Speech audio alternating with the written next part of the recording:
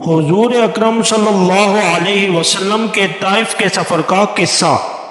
نبوت مل جانے کے بعد 9 برس تک نبی اکرم صلی اللہ علیہ وسلم مکہ مکرمہ میں تبلیغ فرماتے رہے اور قوم کی ہدایت اور اصلاح کی کوشش فرماتے رہے، لیکن تھوڑی سی جماعت کے سوا جو مسلمان ہو گئی تھی اور تھوڑے سے ایسے لوگوں کے علاوہ جو باوجود مسلمان نہ ہونے کے آپ کی مدد کرتے تھے۔ اکثر کفار مکہ آپ کو اور آپ کے صحابہ کو ہر طرح کی تکلیفیں پہنچاتے تھے، مذاق اڑاتے تھے اور جو ہو سکتا تھا اس سے درگزر نہ کرتے تھے۔ حضور اکرم صلی اللہ علیہ وسلم کے چچا ابو طالب بھی انہی نیک دل لوگوں میں تھے جو باوجود مسلمان نہ ہونے کے حضور صلی اللہ علیہ وسلم کی ہر قسم کی مدد فرماتے تھے۔ 10ویں سال میں جب ابو طالب کا بھی انتقال ہو گیا تو کافروں کو اور بھی ہر طرح کھلے مہار اسلام سے روکنے اور مسلمانوں کو تکلیف پہنچانے کا موقع ملا۔ حضور اقدس صلی اللہ علیہ وسلم اس خیال سے طائف تشریف لے گئے کہ وہاں قبیلہ ثقیف کی بڑی جماعت ہے، اگر وہ قبیلہ مسلمان ہو جائے تو مسلمانوں کو ان تکلیفوں سے نجات ملے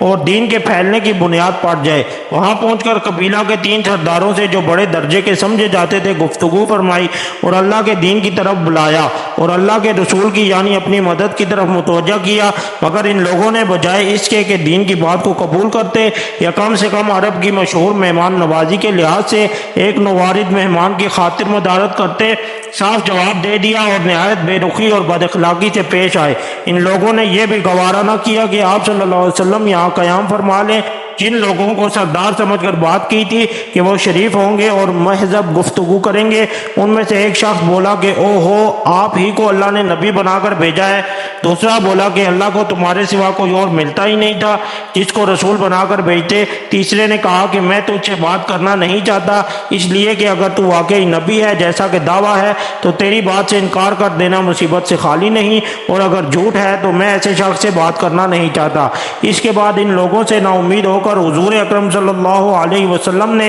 اور لوگوں سے بات کرنے کا ارادہ فرمایا کہ آپ تو ہمت اور استقلال کے پہاڑ تھے، مگر کسی نے بھی قبول نہ کیا، بلکہ بجائے قبول کرنے کے حضور صلی اللہ علیہ وسلم سے کہا کہ ہمارے شہر سے فوراً نکل جاؤ اور جہاں تمہاری چاہت کی جگہ ہو وہاں چلے جاؤ۔ حضور اکرم صلی اللہ علیہ وسلم جب ان سے بالکل مایوس ہو کر واپس ہونے لگے تو ان لوگوں نے شہر کے لڑکوں کو پیچھے لگا دیا کہ آپ کا مذاق اڑائیں، تالیاں پیٹیں، پتھر ماریں، حتیٰ کہ آپ کے دونوں جوتے خون کے جاری ہونے سے رنگین ہو گئے۔ حضور اقدس صلی اللہ علیہ وسلم اسی حالت میں واپس ہوئے۔ جب راستہ میں ایک جگہ ان شریروں سے اطمینان ہوا تو حضور صلی اللہ علیہ وسلم نے یہ دعا مانگی، دعا: اے اللہ، تجھی سے شکایت کرتا ہوں میں اپنی کمزوری اور بے کسی کی اور لوگوں میں ذلت اور رسوائی کی۔ اے ارحم الراحمین، تو ہی ضعفاء کا رب ہے اور تو ہی میرا پروردگار ہے۔ تو مجھے کس کے حوالے کرتا ہے؟ کسی اجنبی بیگانہ کے جو مجھے دیکھ کر ترشدو ہوتا ہے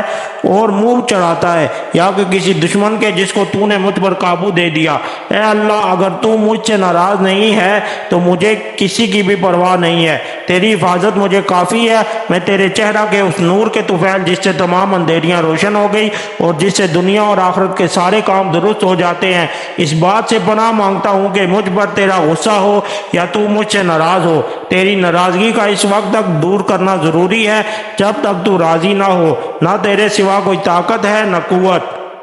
مالک الملک کی شان قہاری کو اس پر جوش آنا ہی تھا کہ حضرت جبرائیل علیہ السلام نے آ کر سلام کیا اور عرض کیا کہ اللہ تعالیٰ نے آپ کی قوم کی وہ گفتگو جو آپ سے ہوئی سنی اور ان کے جوابات سنے، اور ایک فرشتہ کو جس کے متعلق پہاڑوں کی خدمت ہے آپ کے پاس بھیجا ہے کہ آپ جو چاہیں اس کو حکم دیں۔ اس کے بعد اس فرشتہ نے سلام کیا اور عرض کیا کہ جو ارشاد ہو میں اس کی تعمیل کروں گا، اگر ارشاد ہو تو دونوں جانب کے پہاڑوں کو ملا دوں جس سے یہ سب درمیان میں کچل جائیں، یا اور جو سزا آپ تجویز فرمائیں۔ حضور صلی اللہ علیہ وسلم رحیم اور کریم ذات نے جواب دیا کہ میں اللہ سے اس کی امید رکھتا ہوں کہ اگر یہ مسلمان نہیں ہوئے تو ان کی اولاد میں سے ایسے لوگ پیدا ہوں جو اللہ کی پرستش کریں اور اس کی عبادت کریں۔ فائدہ یہ ہے اخلاق اس کریم ذات کے جس کے ہم لوگ نام لیوا ہیں کہ ہم ذرا سی تکلیف سے کسی کی معمولی سی گالی دے دینے سے ایسے بھڑک جاتے ہیں کہ پھر عمر بھر اس کا بدلہ نہیں اترتا۔